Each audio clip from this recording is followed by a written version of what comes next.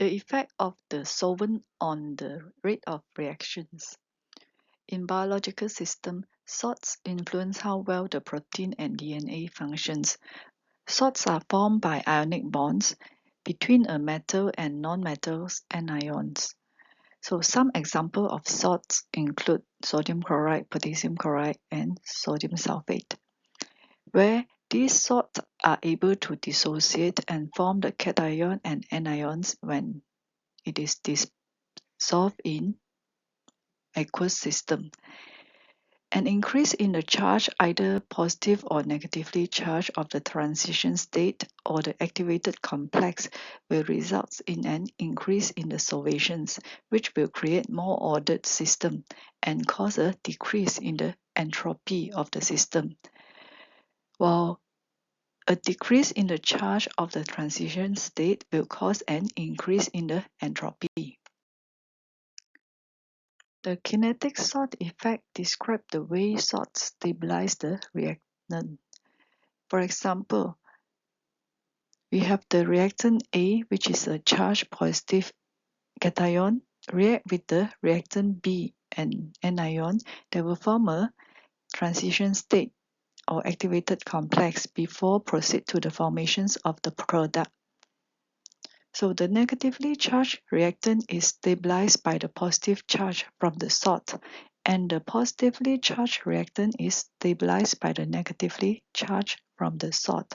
So as a result, the rate at which the reactant comes together will decrease because both of the reactants, they are stabilized by the salt. Therefore, it will decrease the rate of the formations for this activated complex.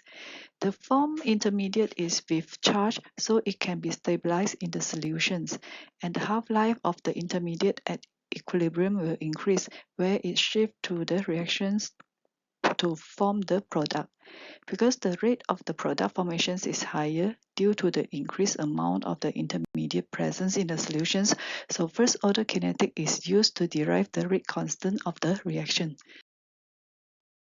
The thermodynamic versions of the transition state theories will simplify the discussion on this reaction in solutions.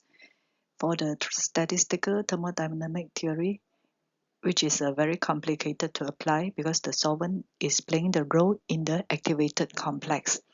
In this example here, we have the reactions between A and B to produce the activated complex. After that, this activated complex will produce the product in the rate of k to the power of double-decker. So we write the rate law for the product formations, which is dP dt equals to the rate constant multiply the concentrations of the activated complex. In order to find out these concentrations of activated complex, we relate the equilibrium constant, which is quantified using the activity of the activated complex and also the activity for the both reactants, which are A and B. So we can transform this activity into the concentrations, whereby activity is equals to the mean activity coefficient multiply the concentrations of the reactant, which is the AB, or the activated complex. And the mean activity coefficients can be represented using the symbol of K subscript gamma. So we have the equilibrium constant equals to K gamma, which is this piece of mean activity coefficients, multiply the respective concentrations of the activated complex and also the reactant. So we derive an equations to determine the concentrations of the activated complex, which is equals to the equilibrium constant multiply the concentrations of the reactant divided by the mean activity coefficients for the intermediate or the activated complex and the reactant. The mean activity coefficients is related to the Debye-Hückel law, where in an electrolyte solutions, it is deviates significantly from the ideal behavior due to the strong electronic interactions. unlike the non-electrolyte solutions, which is dominated by the van der Waals forces, the ionic interactions, it will follow the Coulomb's law. So Debye and Hacker, they developed a theory to calculate the mean ionic activity coefficient to explain this. And the theory relies on three assumptions, where the electrolytes completely dissociate into the ions, and the solutions are very dilute, approximately 0.01 molar, and each ion is surrounded by an average atmosphere of ions of the opposite charge. The Debye-Hacker limiting law calculates the mean activity coefficient, gamma, using the dielectric constant, epsilon, temperature, T, and the ion charges, which is the Z for the cation, Z plus, and anion, Z minus, as well as the ionic strength of the medium. The ionic strength is calculated by the following equations, where I equals to 1/2 summations of the M multiply the Z square, where M and Z are the molality and also the charge of the ith ion in the electrolyte. So M is the molality. And since most of the electrolyte solutions are formed in the aqueous system, so the dielectric constant is this value, 78.54. And if the experiment or the solutions was prepared in the temperature of 298 Kelvin, so the limiting law can be reduced to log activity coefficients equals to negative 0.509 multiply the charges and also the square root of the ionic strength. Just now we have already find the concentrations of the activated complex is related to the equilibrium constant as well as the concentrations of the reactant divided by the ratio of the mean ionic activity coefficients. The mean ionic activity coefficients is included due to the non-ideal conditions where they have the intermolecular interactions between the ions will occur. So they account this effect of the non-ideal by having this mean ionic activity coefficients, which is embedded in the ratio here. So now we can further compare the rate of the product formations, which is equals to the K double decker, which form from the activated complex. How fast is the activated complex can form the product, multiply the concentrations of the activated complex. And we substitute these concentrations of activated complex with the expressions that we have derived here into the equations. And next step is to compare the rate of the product formations, which is equals to K2 multiply concentrations A and B. So the overall reactions with the one that we derive after the considerations of the formations for this activated complex. Then we will find that the K2 actually is equals to the rate of the activated complex convert to the product multiply the equilibrium constant divided by the ratio of the mean ionic activity coefficients. So in a solutions where there is the absence of the salt effect, so meaning that there is no salt presence in the medium, then this ratio K gamma is equals to 1. So K2 will become equals to K double decker multiply equilibrium constant. And we rewrite the value of the K into this term here in the conditions where there is no salt presence in the medium. So next is that we substitute the value of K double decker, okay, into the equations in these expressions. So K double decker equals to K02 divided by K. So we substitute it, then we will get the rate of the reactions equals to K20 divided by the ratio of the mean ionic activity coefficient.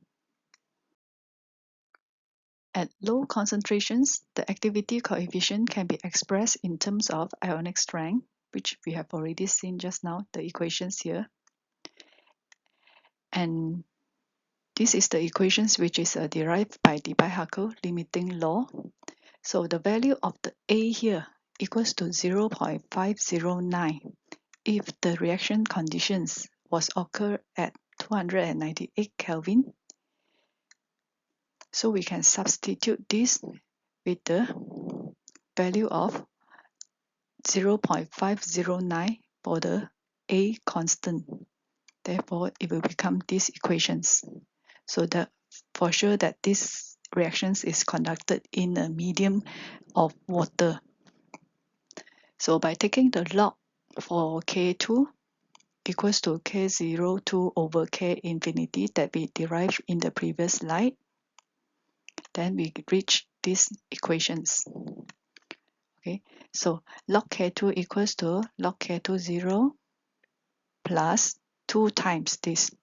And in these equations here, we have the, before we come to this one, we have this part here, which is the ratio of the mean ionic activity coefficients.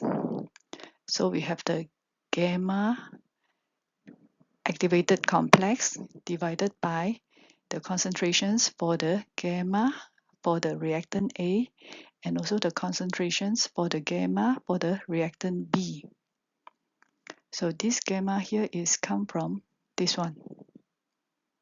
So basically it is just a you factor out, so you have the Z square for the reactant, which is A, so ZA square plus the reactant B, ZB square, minus the activated complex, which composed of A and B. Therefore, you have ZA plus ZB square, and then you multiply ionic strength square root. Okay, then you can, after you do some mathematics, then it will comes to this step.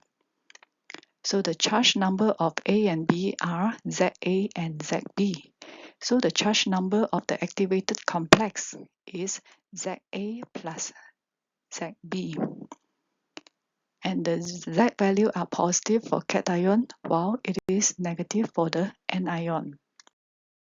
So from these equations, we can see that by changing the ionic strength, it will manipulate the solvations of the reactants and also the intermediates. Therefore, it will change the entropy of the system and affect the rate of the equations. And you have to take note that the K02, it means that the reactions is conducted in a conditions whereby they have no salt present. Therefore, you will see that equations express the kinetic salt effect with the change of the rate constant for reactions between ions with the ionic strength of the solutions. Meaning that if you have reactants as present in the form of ions, and you mix these ions in a medium of salt solutions, so they are varying in the ionic strength, it will affect the rate of the reactions. If both of the reactants are either positively charged, which is the cation, or both are also the anions, then it will increase the ionic strength by addition of the inert ions.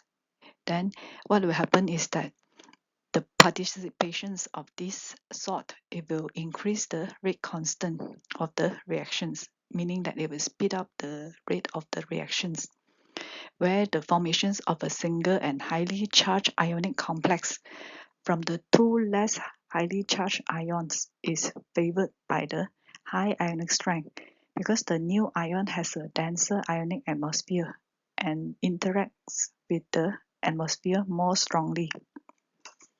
But If the ions of the opposite charge, then they react more slowly in the solutions. Meaning that if you have the reactant with a cation mixed with the anions and in a high salt solutions concentrations, then it will reduce the rate of the reactions because now the charges cancel and the complex has a less favorable interactions with its atmosphere than the separate ions.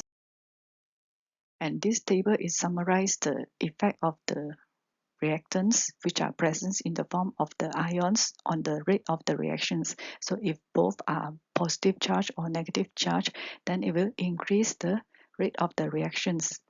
Where if the salt is present in the medium, but if both are one positive and one negative, then it will decrease the rate of the reaction.